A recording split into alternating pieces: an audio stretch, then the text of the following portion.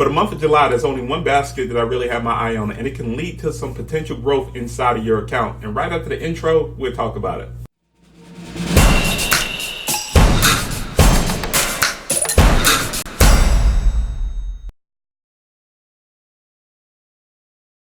Hey, how you doing? Travis here from Carter Cow Capital, giving you Forex training analysis to help you fight for your financial freedom. If I provide value for you at any point in this video, please consider subscribing and check out the links in the YouTube description below. Welcome to Split Decision, where I'll be providing some technical analysis and review on some of last week's closed positions. Before I get started, this does not constitute financial advice.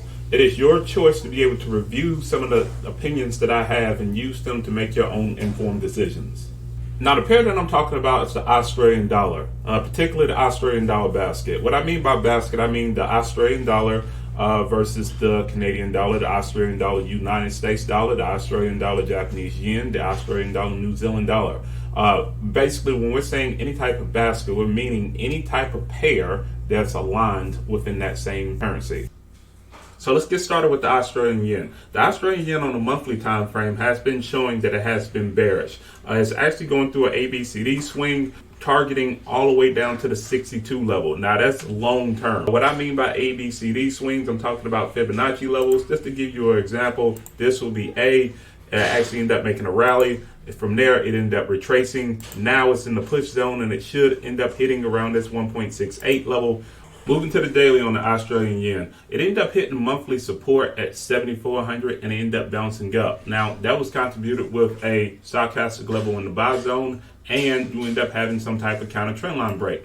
Now, the next level that is testing right now is the 7,600 level, and this is the position that I'm particularly looking at. Because on the monthly chart, it's been shown to be bearish, if within this week it ends up rejecting off of this 7,600 area, right here within this circle, then that gives me an opportunity to be able to place a sale and place my stop above that level. Moving on to the Australian United States dollar. On the monthly chart, it has been waving down on another Fibonacci level, and it ended up hitting a 618 level right around 7120. From there, it has retraced down and it almost ended up hitting this 1.618 level at 67.50, but it has not hit that level yet. Now, over the course of the last couple of weeks, I've had an opportunity to be able to sell two different positions, and so to be able to make over 60-something pips out of that 150 pip move. Now, it has retraced back up to that same level where I ended up selling it at before, which was right around that 7.0 level, and it is testing that level as we speak. Now, a couple things that I'm looking for is this.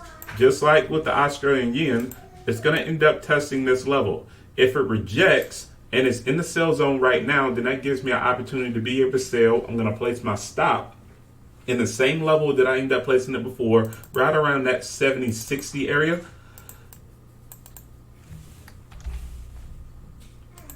From there, I'll be targeting the actual Fibonacci lows at 68.17 and 67.50. Expecting that once it ends up hitting that zone finally, I will end up changing my mindset to be able to buy up to 67.17 and back up to 70.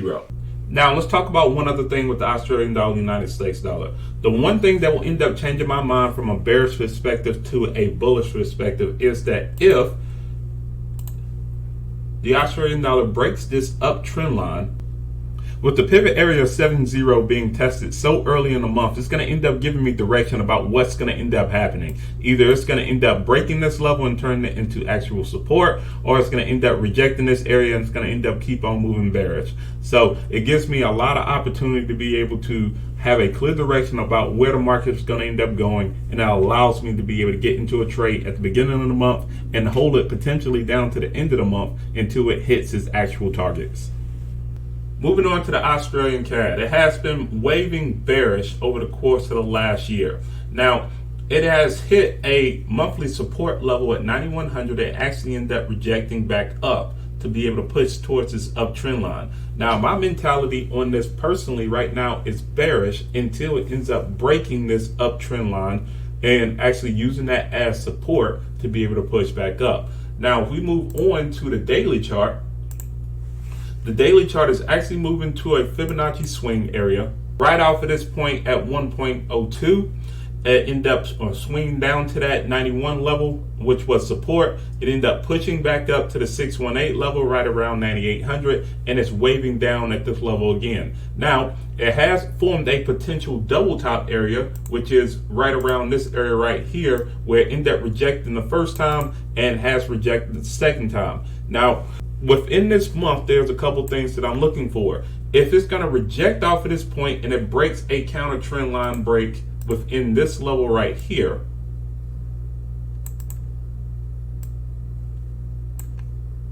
then that means that it has a better chance of being able to break the inner trend line to go to the outer trend line and possibly be able to break that and move up. To me, my mentality, I think it's going to end up being more bearish. So we're looking at this 9200 level as a potential reversal zone as long as it hits within the sell zone and we end up having some type of catalyst to make it move.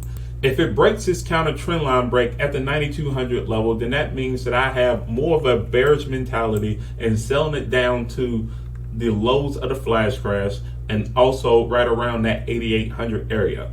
Now, it is shown that if it breaks past this 9100 level, there's really no support. So that means that if it falls and it ends up breaking that area, there's going to end up being a major push down by the end of the month. So to me, if I can be able to get into this early and be able to ride the wave and see what's going to happen with that 9100 area, and it ends up breaking that 9100 area, then that means that there is almost 400 pips of actual movement just by being able to spot it out earlier during the month. The last pair that we're going to talk about is the Australian Swiss franc.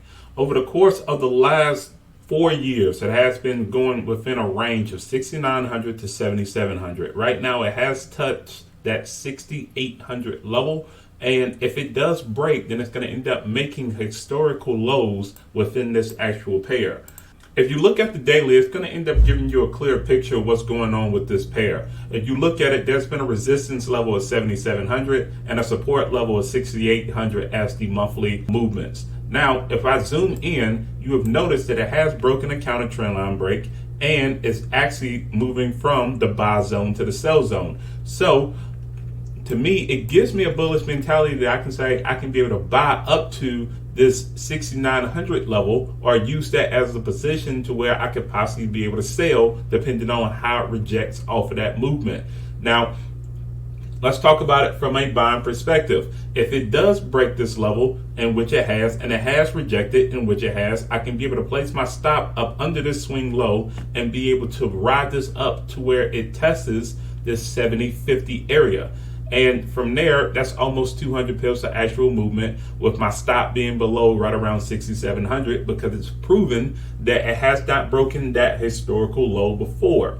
However, if it does reject off of this 6,900 area and then after that breaks below this 6,800 area, then there's really no support towards the left. Now, once again, just like the ICAD, that means that it has a lot of potential growth towards the downside of this movement. So my mentality right now is that I'm hoping for more of a bearish move because there's more opportunity to be able to make pips. However, I will be able to look at this and follow what the trend is from what the market makers are making off of this. And if it does break this 6,900 level and retraces again, then I will look to potentially ride that up to the 70-50 area until it starts to break below once again. The monthly is telling me that the direction is bearish. The daily right now is telling me that it's going to end up having some bullish movement. So I just want to let it play out, and then after that, I'll make my decision from there. All right, so that's it.